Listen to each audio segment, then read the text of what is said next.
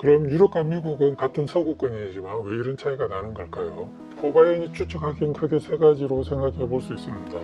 경제적인 이해관계, 의료 집단에 대한 비난과 의료 소송, 유대 파워의 연관성 정도입니다. 미국과 유럽의 보건 의료를 한마디로 표현하자면 시장 대 공공, 자본 대 정부 등으로 표현할 수 있습니다. 물론 유럽도 국가마다 차이가 있을 테고 미국의 의료도 시장이나 자본적인 측면만 있는 것도 아니지만 어쨌든 유럽과 미국은 큰 차이가 납니다. 유럽은 의료를 사회주의적 의료로서 주로 복지의 관점에서 접근합니다.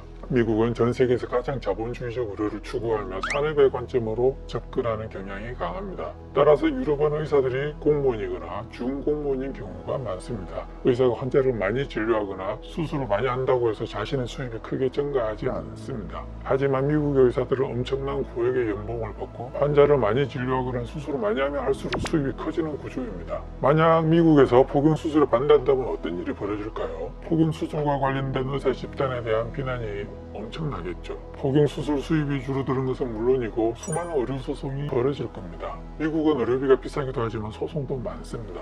미국의 포경수술과 관련된 모든 산업은 엄청난 비난과 함께 최악의 경우 파산할 수도 있겠죠. 그래서 한번 잘못된 시스템이 고착되면 개선되기가 정말 어려운 법입니다. 이해관계가 얽혀있기 때문이죠. 유대 파워의 연관성은 이미 앞에서 봤습니다. 전 세계에서 가장 강력한 힘이라는 걸 충분히 아셨을 겁니다. 미국의 의사들이 수술을 얼마나 좋아하는지 단적으로 알 수 있는 연구가 있습니다. 예방적 편도선 절제 수술은 특별한 이점이 없다고 밝혀져 현재는 더 이상 볼 수 없습니다. 물론 이제 문제가 있으면 하는 경우가 있죠. 하지만 1943년 뉴욕에서 11세 어린이 중 94%가 이 수술을 받았다고 합니다. 예방적 편도선 절제 수술에 관한 기가 막히는 연구가 있습니다. 뉴욕에서 학교를 다니는 아이들 1000명을 대상으로 한 연구에서 1000명 중 61%는 이미 편도 절제 수술을 받고 학교에 들어왔습니다. 나머지 39%는 학교 의사들의 검사를 받았는데 의사들은 이 중 45%가 추가로 수술을 받아야 한다고 권고를 했습니다.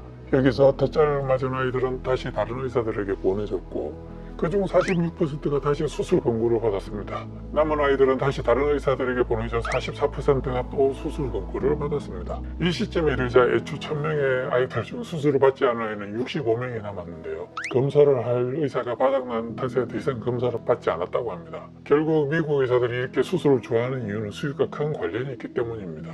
자신들에게 유리한 쪽으로 강한 편향을 갖기 마련이죠.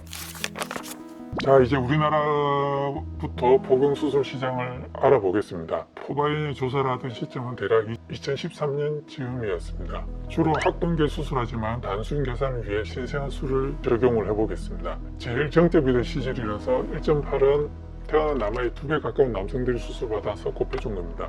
1995년 포경수술 비용은 더 저렴했겠지만 화폐 가치가 다름으로 2012년 비용으로 적용을 했고요. 계산을 해보면 대략 1590억, 1600억에 가까운 돈이 됩니다. 2012년 경우에는 계산을 해보면 대략 150억 정도로 줄어들었죠. 20년도 안 돼서 포경수술 산업이 10분의 1로 줄었다는 결과입니다. 아마도 현재는 훨씬 더 줄었겠죠. 일단 한 해 태어난 인구가 20명이 되질 않죠. 포경수술도 예전에 비하면 훨씬 줄어들었을 테니까요.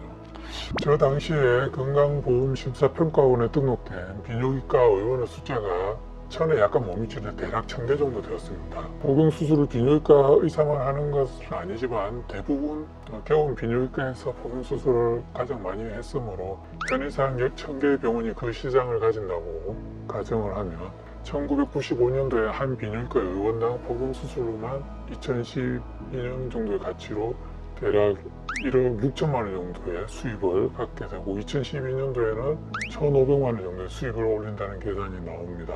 그리고 포경수술을 아무런 마케팅을 하지 않아도 부모가 알아서 아이 손을 잡고 오는 수술이었죠.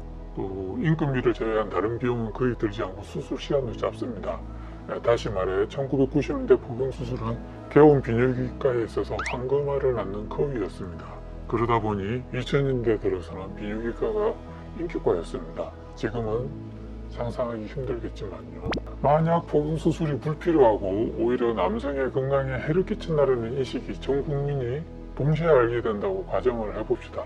그러면 포경수술로 벌어들이는 이익이 급격하게 감소하여 매년 수백억 원을 벌어들이던 시장이 사라지겠죠. 또한 포경수술을 한 의사나 의원에 대한 비난은 아주 심할 겁니다. 피해자의 상당수는 소송에 들어갈 수도 있겠죠. 소송을 한다고 해서 피해자가 이기기는 어렵습니다. 포경수술은 장치가 무척 많은 수술이라는 게 의료계의 정설이었다 얘기하면 그만이거든요. 그러나 진료를 해야 할 의사가 계속 그런 부분에 대응을 하다 보면 생활이 무척 힘들어질 겁니다. 게다가 비뇨기과 전체에 대한 불신도 엄청난 부담이 될 거고요. 그러다 보니 비뇨기과에서는 이 포경수술 시장을 필사적으로 지켜내거나 다른 비슷한 수익을 벌 수 있는 시장을 만들어야 하는 그런 거죠. 영혼을 포기하기가 힘듭니다.